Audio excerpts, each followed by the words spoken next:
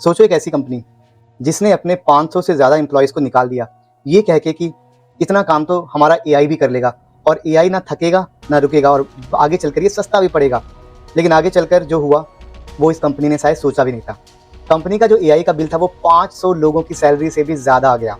जी हाँ, आप सही सुन रहे हो। 2026 में दुनिया भर की कंपनीज़ को ये पता चल रहा है कि एआई इंसान से सस्ता नहीं बल्कि महंगा पड़ रहा है। आज इस वीडियो में हम देखेंगे पूरा सच, रियल नंबर्स के साथ, और वीडियो के अंत तक बने रहना, क्योंकि अगर आप आईटी या टेक फील्ड में हो या जाने की सोच रहे हो तो ये डेटा आपके करियर डिसीजंस को बदल भी सकता है। 2026 में अब तक दुनिया भर में 1 लाख से ज़्यादा टेक एम्प्लॉयज़ की छटनी हो चुकी है और ये नंबर 150 कंपनीज में फैला हुआ है। कुछ बड़े नाम देख लो। मेटा ने 8000 पोजीशंस खत्म करी। विक्स ने अपनी लगभग 20% वर्कफोर्स को निकाल दिया। ब्लॉक ने अपना हेडकाउंट लगभग आधा कर दिया। एटलासियन ने 1600 से ज़्यादा जॉब्स को ख़त्म कर दिया। सेंटिनल-1 ने 8% स्टाफ को निकाल दिया। सीधा एआई में इन्वेस्ट करने के लिए ये छटनियाँ की गईं और हर कंपनीज़ का रीज़न लगभग सेम ही था, ऑपरेशनल एफिशिएंसी, एआई से ऑटोमेशन। लेकिन यहाँ एक ट्विस्ट है। एमआईटी की एक स्टडी के मुताबिक एआई ऑटोमेशन सिर्फ 23% रोल्स में ही इकोनॉमिकली वायबल है, बाकी 77% जगह पे ये सिर्फ एक कॉस्टली गैम्बल निकला। अब असली ट्विस्ट देखो। उबर के सीटीओ ने खुद कंफर्म किया कि कंपनी ने अपना पूरा 2026 का एआई कोडिंग बजट सिर्फ 4 महीने में ही खत्म कर दिया। मार्च तक उबर के 84% इंजीनियर्स क्लाउड कोड यूज कर रहे थे और कंपनी का रफली 70% कमिटेड कोड एआई से ही आ रहा था। लेकिन यूसेज जितना ज्यादा था, वैल्यू उतनी क्लियर नहीं थी। उबर के सीईओ ने खुद पब्लिकली माना कि टोकन यूसेज और एक्चुअल यूजफुल फीचर्स के बीच कोई सीधा कनेक्शन नहीं दिख रहा है। एनवीडिया के अप्लाइड डीप लर्निंग्स के वीपी ब्रायन ने कहा कि एक सीधी बात कही थी कि कंप्यूट का खर्चा एम्प्लॉयज के खर्चे से काफी ज्यादा निकल रहा है। और ये बात सिर्फ एक कंपनी की नहीं है। माइक्रोसॉफ्ट ने भी अपना पूरा 2026 क्लाउड बजट है कुछ महीनों में ही फूंक दिया और अब वो अपना खुद का प्रोप्राइटरी एआई बनाने की कोशिश कर रहा है ताकि बार बार यूसेज बेस्ड बिल को ना भरना पड़े। अब समझते हैं नंबर्स को। अगर हम देखें तो वर्ल्ड वाइड आईटी स्पेंडिंग 2026 में लगभग 6.31 ट्रिलियन तक पहुंचने वाला है, जो कि 2025 से लगभग 13.5% ज़्यादा है। बिग टेक ने इस साल $740 बिलियन कैपिटल एक्सपेंडिचर अनाउंस किया, पिछले साल से लगभग 69% ज़्यादा। एआई एजेंट सॉफ्टवेयर पर अकेला स्पेंडिंग $207 बिलियन तक जाएगा, यानी कि 139% की जंप।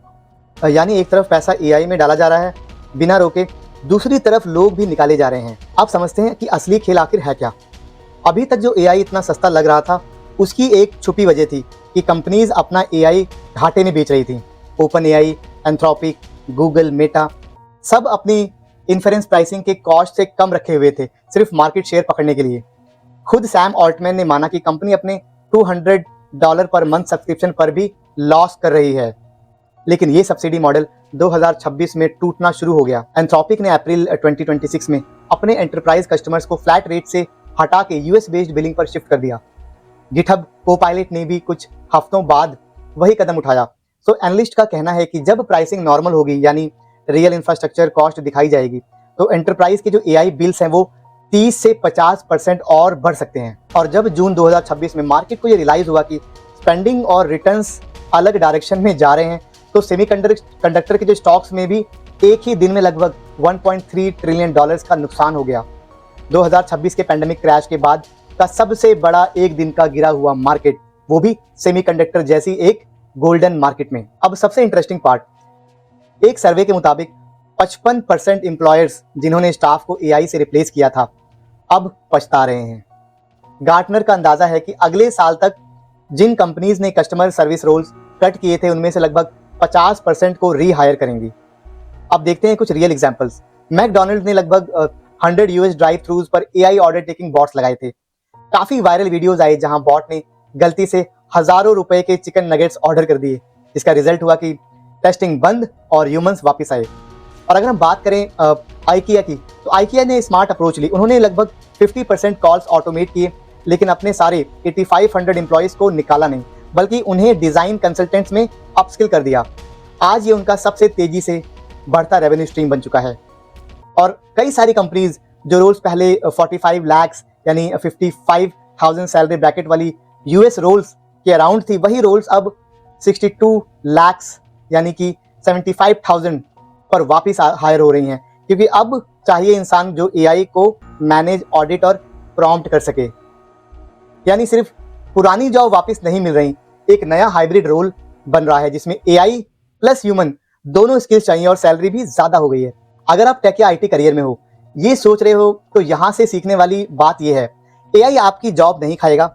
जो एआई यूज करना नहीं जानता उसकी जॉब खाएगा, लेकिन जो एआई को समझकर उसके साथ काम कर सकता है उसकी डिमांड भी बढ़ रही है। Hybrid skills, data literacy, prompting, AI output को ऑडिट करना, ये नए जमाने की कंप्यूटर बेसिक्स बन रही हैं। तो कंपनीज अब रियलाइज कर रही हैं कि इंसान का जो जजमेंट है, रिलेशनशिप बिल्डिंग और क्वालिटी कंट्रोल, ये चीजें एआई अभी तक रिप्लेस नहीं कर पाया है और शायद फ्यूचर में भी नहीं कर पाएगा।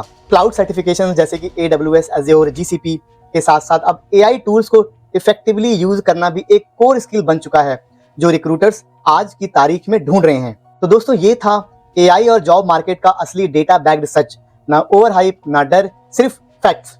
और अगर ये वीडियो काम की लगी तो लाइक करो, चैनल को सब्सक्राइब करो और कमेंट में बताओ क्या आपकी कंपनी भी एआई एक्सपेरिमेंट कर रही है।